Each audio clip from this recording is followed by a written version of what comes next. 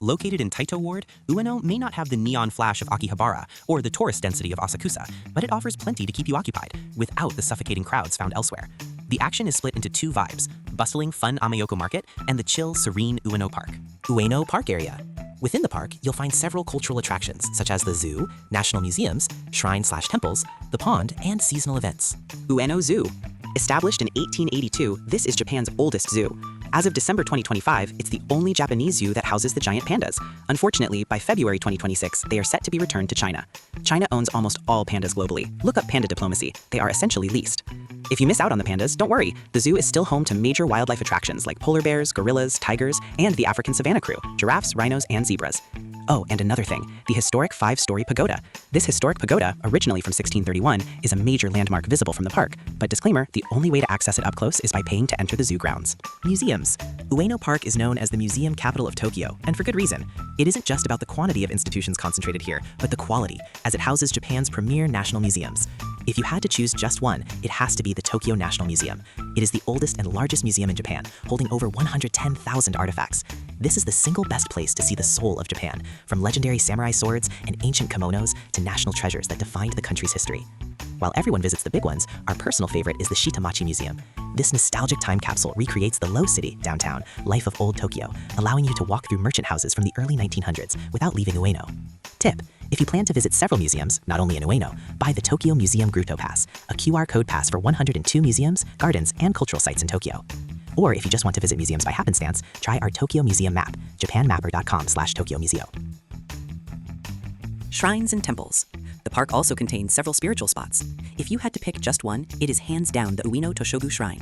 The ornaments are real gold. Unlike many historic spots in Tokyo that are actually concrete reconstructions from the 1950s, this is the original structure from 1651. It survived the wars, the earthquakes, and the fire bombings. When you stand here, you are looking at the exact same gold and wood carvings that a samurai saw nearly 400 years ago. And this is just a branch shrine. Wait till you see the massive main version is up in Nikko. Another worth mentioning is the Kiyomitsu Kannon-do. Look for the temple with the famous moon pine, a pine tree twisted into a complete circle. It's inspired by the famous Kiyomitsu Dera in Kyoto. Shinobazu Pond. Located at the south end of the park, this is the place to chill. You can rent a swan boat and paddle out. It's the perfect setup for a romantic paddle or just a good leg workout. In July and August, the water is completely hidden by a sea of blooming lotuses. It offers a totally different atmosphere than the rest of Ueno. Curse, but heads up, urban legend says the goddess Benzai 10 gets jealous of happy couples in the boats and causes them to break up, so paddle at your own risk. Okay, this isn't a specific building or museum, but it is our favorite part of Ueno Park. The weekend surprise usually happens around Takanodai Plaza, Fountain Square. Beyond the standard seasonal staples, like the Cherry Blossom Festival in spring or Christmas markets in winter, you can catch some truly unique gatherings. We're talking about niche events, like the Odin and local sake festival, beer festivals, or international parties, like the Philippine or Taiwan festivals. Be sure to check the Ueno Park schedule to time your visit. Catching one of these events makes your trip feel genuinely one of a kind, rather than just another generic checkbox on a tourist itinerary. For the most part, the park is spacious and relaxing. The only exception? Cherry blossom season. It gets insanely crowded with picnics during Hanami. If it's your first time, it's still worth braving the crowds for the spectacle, but be warned, it is consistently one of the top, if not the top, cherry blossom sites in Tokyo.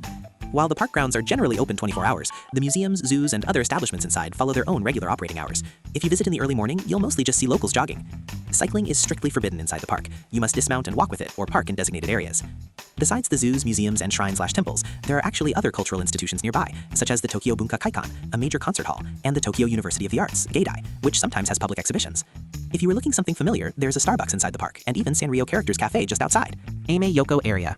Strictly speaking, Ameyoko refers to just one specific shopping street, but in reality, the vibe spills over into all the neighboring alleys and under the train tracks. So for this guide, let's call the whole block the Ameyoko area. Coming from Uneo Station Shinobazu exit, you will cross the street and see a massive Yodobashi camera on your right. On your left, you'll see open-air seating where people are drinking and eating seafood while watching pedestrians pass by. While Ameyoko feels like a gritty local market, it is anchored by huge names. You'll find Don Quixote, Bic Camera, Uniqlo, and outdoor gear giants like Montbell and Art Sports all in this block. Keep walking straight, and you will hit the fork when you see the adorable Nikiwai statue standing guard. This statue is said to be the guardian of the market's prosperity.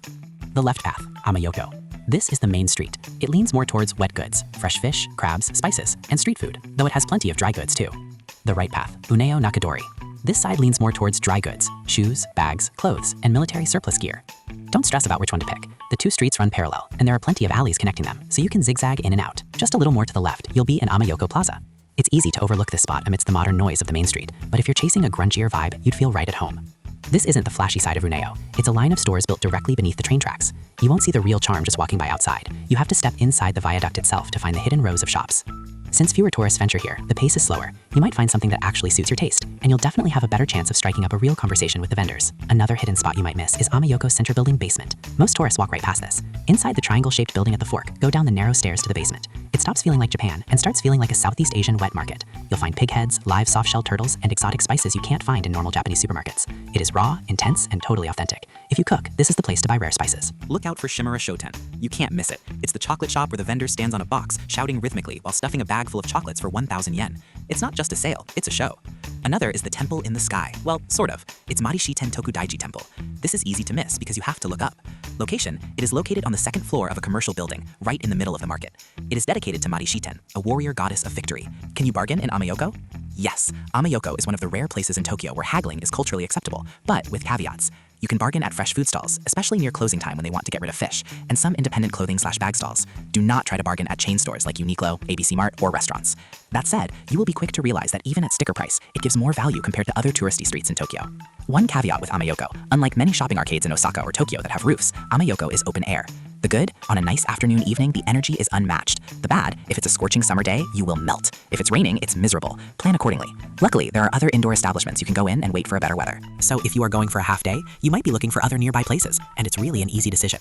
The surrounding areas, Asakusa, the one with the Kaminarimon Gate, the Yanaka Ginza, the cat town with a more local vibe, more local than Ueno, the Nippori, fabric town, Kappabashi, the kitchen town, the Okachimachi, jewelry district, Akihabara, the electronic or anime town.